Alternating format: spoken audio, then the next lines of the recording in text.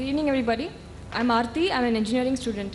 I believe that most religions are just a set of beliefs. Hinduism is a belief, Islam is a belief, Christianity is a belief. And most major religions like the Islam or the Hinduism or the Christianity have been formed through ages. They have come past through a lot of ages. So they can be a lot of additions and subtractions which can add value to the religion and which can also cause some kind of a demolition to the name of the religion itself. So my question is, why do we have to stick on to few religious books like the Quran or the Vedas to follow a life of our own? Why can't we just take the rights, the positives and the negatives and leave the negatives alone and take the positives of the Quran and take the positives of the Vedas alone and lead a life of good? And no matter what, for example, no matter what the Vedas say or no matter what the Quran says, I believe that a man should have a single wife. And I would definitely not agree upon the fact that the Vedas contain something like that or the Quran contains something like that. It is up to my conscience to leave off the negatives of however great a religious book might be and take the positives of the book alone. And why are we here to even discuss about why are we here to even discuss about the differences and similarities between the two great religions? Why can't we just take the positives of both religions and just lead a life of our own? That's my question. Sisters asked a very good question. A very good question, a very relevant question. That why should we follow religion? Why Hinduism, why Islam, why Christianity? Why not follow the good things of all? And that's it. Finish. Who will decide what is good, what is bad?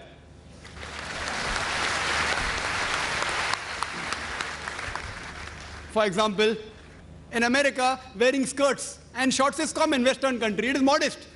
So for there, wearing skirts and shorts is modest. If you wear in Chennai, if a girl walks on the streets with shorts and skirts, you will call it immodest, including you, sister. Even you say she is immodest.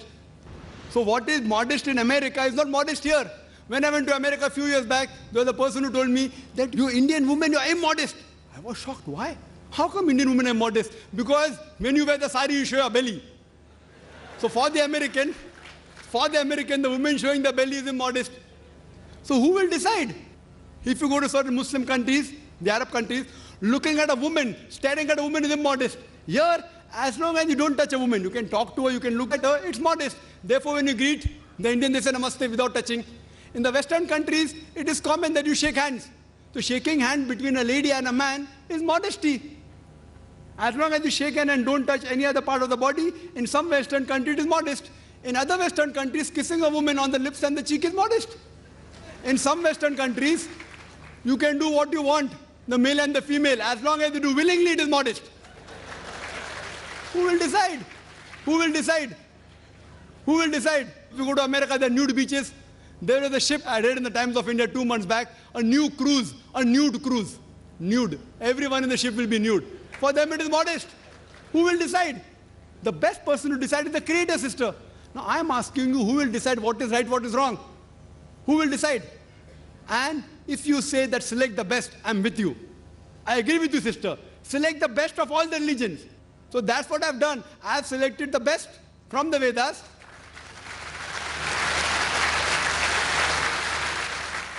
But what is best is not best for you. That's the problem. I'll discuss that also. I challenge any human being to point out a single principle of Islam which is against humanity as a whole. Single.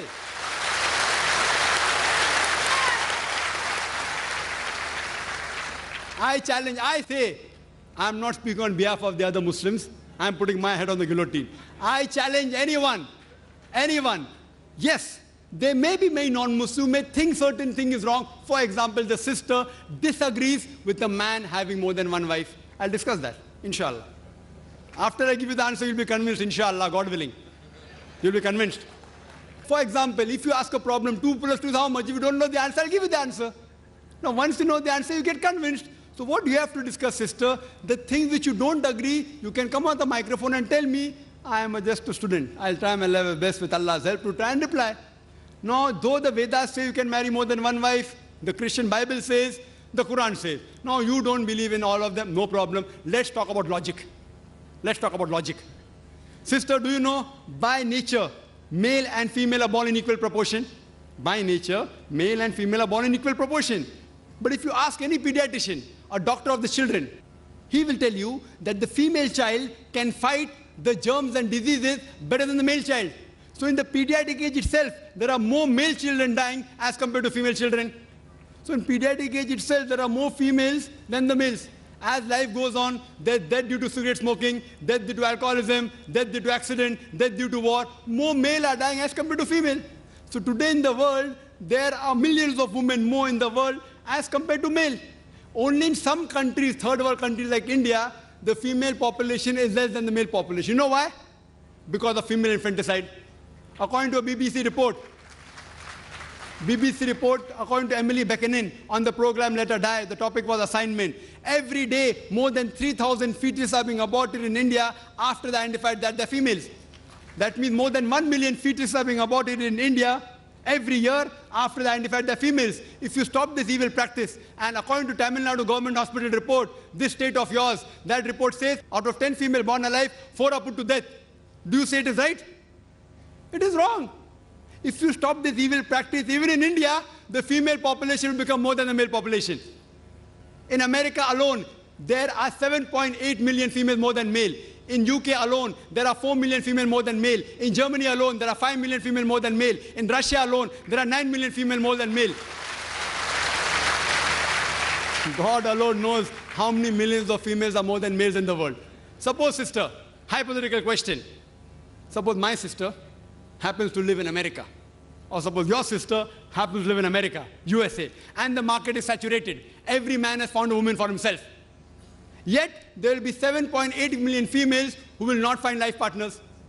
Now, only option remaining for them, for these females who have got no life partner, is that either marry a man who already has a wife or become public property.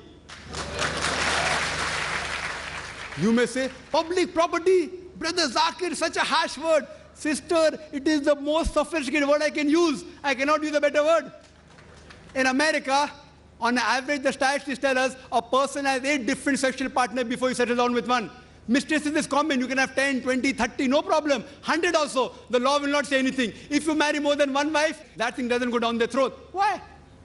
In mistresses, the woman does not get a right. She's degraded. She's dishonored. In Islam, when you have a second wife, you have to give equal rights. She has the honor.